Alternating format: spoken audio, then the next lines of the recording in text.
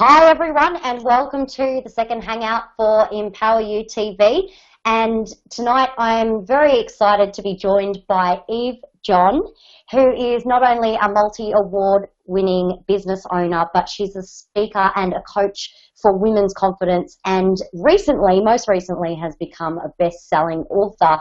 So I'm also excited that Eve will be featuring in the first series of Empower You TV. But tonight we're just going to have a little bit of a chat about some of the things that can hold you up in your pathway to success. And welcome, Eve. Thanks for joining. Thank you. Thanks for having me. What would you say are some of, or one of, the biggest obstacles that you can identify that gets in the way of people achieving success and achieving their goals?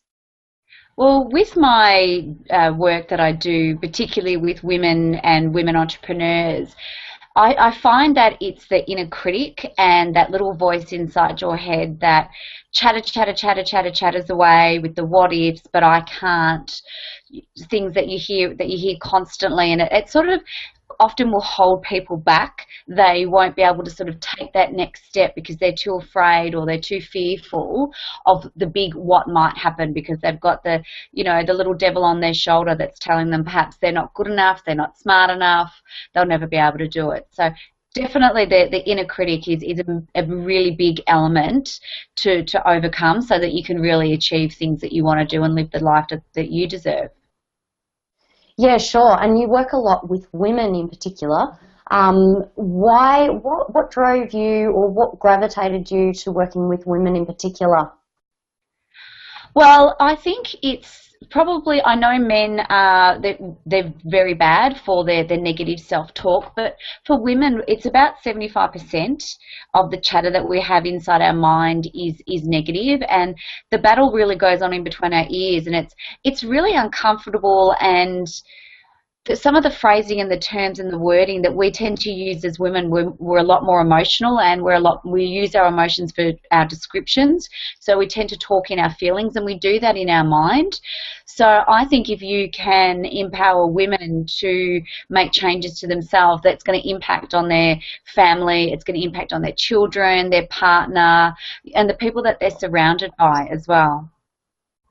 You've spoken on some pretty amazing stages most recently.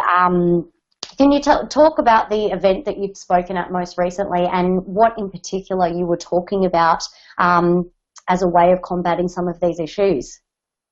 I spoke to a really fantastic group of women that are really trying to grow themselves, and it's something that I see very often in the women that I'm talking to, going out and speaking at events. I recently spoke, my goal in my life was to speak on the stage at the Melbourne Convention Centre, and I did that, and I'll be doing that again later this year. And years back, there was my inner critic was saying, "Oh, you'll never get to speak up there. That's where all the big people talk, talk and speak." So most commonly what I'm talking about, and a lot of things that I've got in my book, are looking at ways of empowering women. So looking at how you can overcome your inner critic, which of course ties into your fear, which of course ties into how you take other people's criticisms or comments about you as well. So it's really, a three-pronged approach at looking at how you can become a more confident person, and really being able to recognize your inner critic when they're popping up, and being able to put some simple strategies into place to perhaps not silence them, but to give yourself a little bit of an opportunity to stop, take a minute, and just reassess what they're actually saying is something that's really important and really key to a lot of people that I work with who've had big breakthroughs, or have had a lot of success in what they've chosen to overcome. That's fantastic. I know Trav spoke a lot on the last hangout about visualization and mindset, and how powerful it is, which mindset you choose to adopt. I know you went through your own obstacles and trials and tribulations, and overcome adversity yourself, and especially also as a family. Do you want to maybe perhaps highlight some of the things that you learnt through that journey? I mean, it was one heck of a journey. Yeah. Just with my husband having a serious accident that landed him in hospital for 5 months, and my little boy being born with a medical condition that, had him in and out of hospital for the first 6 months of his life and two operations. There was times when I was doubting myself and questioning, what I had done wrong, and I was trying to be a good wife and a good mum, and just looking at automatically when things go a little bit astray, or perhaps not how we plan them, we start to talk to ourselves really badly and use phrases that we would never say to loved ones.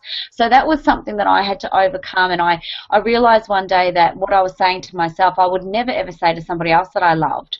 So, we love ourselves, and we need to be seen to empower ourselves to be good role models for our family and our children. So that's when I decided that I was going to stop speaking to myself like I was a second-class citizen, and that really helped me to battle through, and a couple of other challenges that have come up for us as well, being able to remain focused, being able to talk myself back from the negative to the positive, and overcome some battles, and really stop listening to I like to call it my little girl voice, the little person inside me that's scared or embarrassed or ashamed, really sort of coming and being that big girl and sitting at the big girl's grown-up table, and sort of really questioning that little voice in my head. And when she says things that that are trying to stop me, or giving me some resistance, asking her things like, well, how do you know that's true? Well, who cares if that's your opinion, and I'm not weak.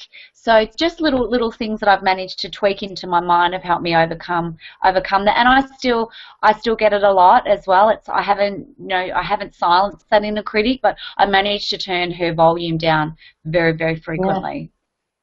That's fantastic. We unfortunately, I could sit here and listen to you all night.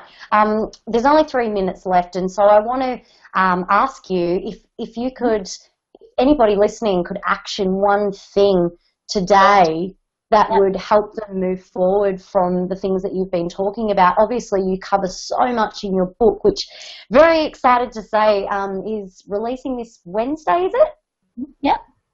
Yeah, all of the money is going to domestic abuse charities, so Impact for Women. I'm really excited to be partnering with them to help women. And I think probably the key thing that people can do and implement straight away is to really stop, and when they hear themselves talking negatively, to write down the phrases that they're using in their mind. There's nothing more powerful than seeing it written in front of you, and have a read through those phrases. And the first thing to consider is, are they really an accurate description of you as a person? And if it's not an accurate description of you as a person, then you need to cross it out. The next thing that I suggest is it an accurate description of your behaviour as well? So if you've called yourself silly or dumb or things like that, you need to, well, is that an accurate description of your behaviour? And again, if it's not, cross it out. And the real question is, when you see, and this is why I get people to write it down, because when you see things in writing, quite often they seem quite trivial. So these phrases that we're saying to ourselves, when we see them actually written out or typed out, and you read them and you think, that's how a 15-year-old speaks, or that's, it's untrue. I can't get up and say that of me, because I actually know that that's untrue. That's an untrue statement of me. So just really thinking about what you're saying and in your mind, and just asking yourself, is it an accurate description of you? Is it an accurate description of your behaviour? And once you've written it down, does it seem quite trivial? Is it something that that you had as a note, you wouldn't even glance at twice? Wow, there's some pretty profound stuff in there, and I'm sure people can relate and feel as though they can action that no matter where they are in their life, because it's applicable to a lot of people. We do have less than a minute, so what I would like to find out is where I can find out more information about your book, because I think that could help a lot of people. Sure. Well, it'll be available on Amazon, so through Amazon US and Australia. It's called Confident You, Top Self-Confidence Boosting Tips for Women. I'll also have a link from my website as well, which is just www.evejohn.com and .com.au as well. Awesome, awesome. Well, thank you once again, because I'm sure what the small time that we've spent with you tonight will be able to help a lot of people out there. And looking forward to Series 1, where we can have you for a whole hour on an episode of Empower You TV. Yeah, great. Thank you so much. No problem. Thank you for taking time out from your family, and I'll speak to you soon. Bye. Bye.